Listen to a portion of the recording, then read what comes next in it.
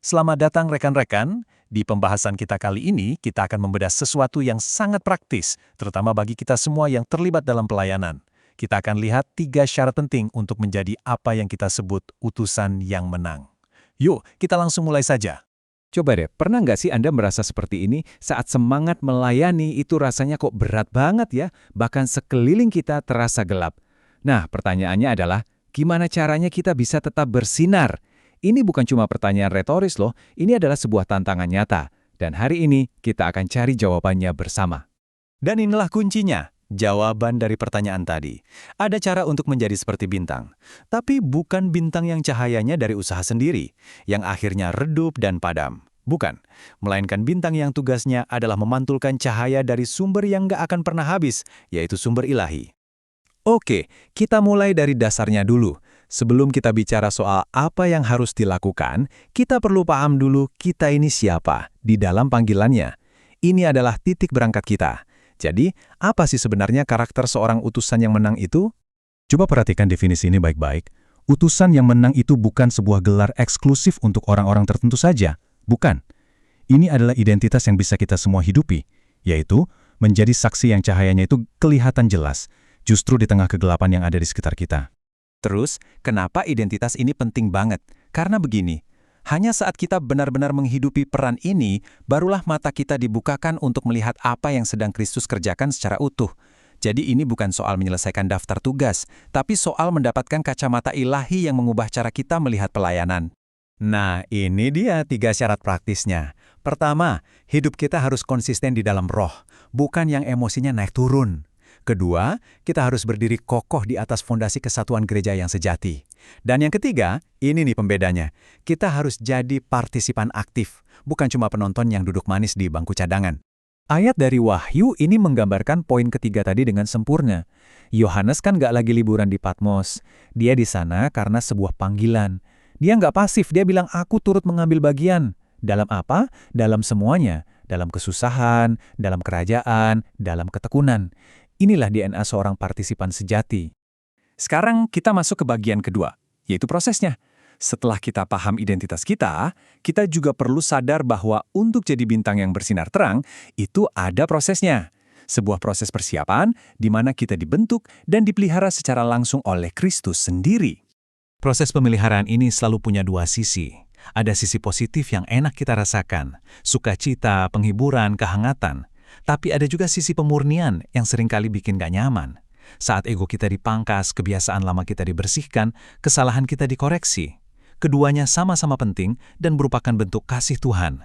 Tolong pegang prinsip ini baik-baik, proses pemangkasan atau pemurnian ini bukanlah hukuman. Anggap saja ini seperti tindakan seorang tukang kebun yang ahli, yang dengan teliti memotong ranting-ranting yang kering. Tujuannya apa? Bukan untuk menyakiti pohonnya kan? Justru supaya pohon itu bisa memancarkan keindahannya dan berbuah lebih lebat. Nah, seperti itulah Tuhan bekerja dalam hidup kita. Sumber kita memakai simbol-simbol yang kedengarannya kuat ya, tapi tujuannya itu positif. Mata seperti api itu bukan untuk membakar kita, tapi untuk melihat dengan sangat jeli apa saja yang menghalangi cahaya kita bersinar. Pedang bermata 2 itu adalah firman-Nya yang dengan tajam memisahkan kita dari beban-beban yang gak perlu. Semua ini adalah alat kasih untuk kebaikan kita. Oke, setelah kita dibentuk dari dalam, sekarang kita beralih ke panggilan kita keluar. Semua proses pemeliharaan dan pemurnian tadi itu bukan cuma buat diri kita sendiri.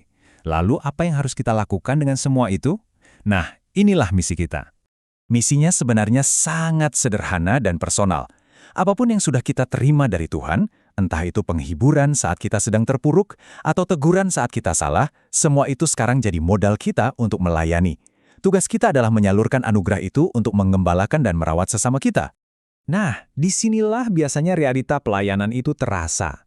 Saat kita mau menguatkan orang lain, kita sendiri malah merasa lemah.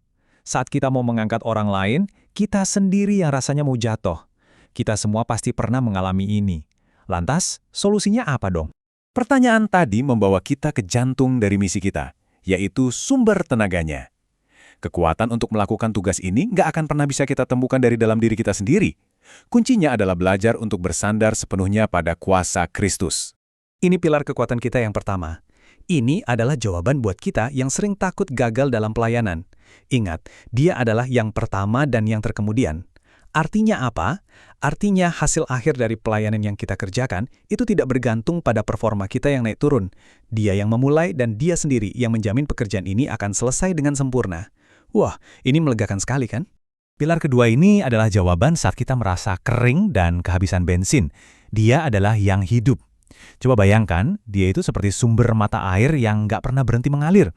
Jadi saat Anda merasa terkuras setelah melayani seseorang yang sedang lemah, Anda bisa datang kembali kepadanya untuk disegarkan, untuk diisi ulang. Dan pilar yang ketiga ini adalah senjata kita untuk melawan rasa putus asa. Dia memegang kunci maut. Dalam pelayanan, kita pasti akan mengalami kematian-kematian kecil. Matinya ego kita, matinya harapan kita, perasaan gagal. Ingat ini. Bahkan kematian itu sendiri ada di bawah kendalinya. Perasaan putus asa tidak akan pernah jadi kata akhir. Jadi kesimpulannya ada di sini.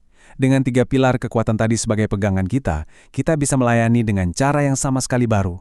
Bukan lagi dengan napas yang tersengal-sengal karena mengandalkan kekuatan sendiri, tapi melayani dengan roh yang menyala-nyala karena kita tahu dari mana sumber kekuatan kita berasal. Inilah jalan untuk menjadi utusan yang menang.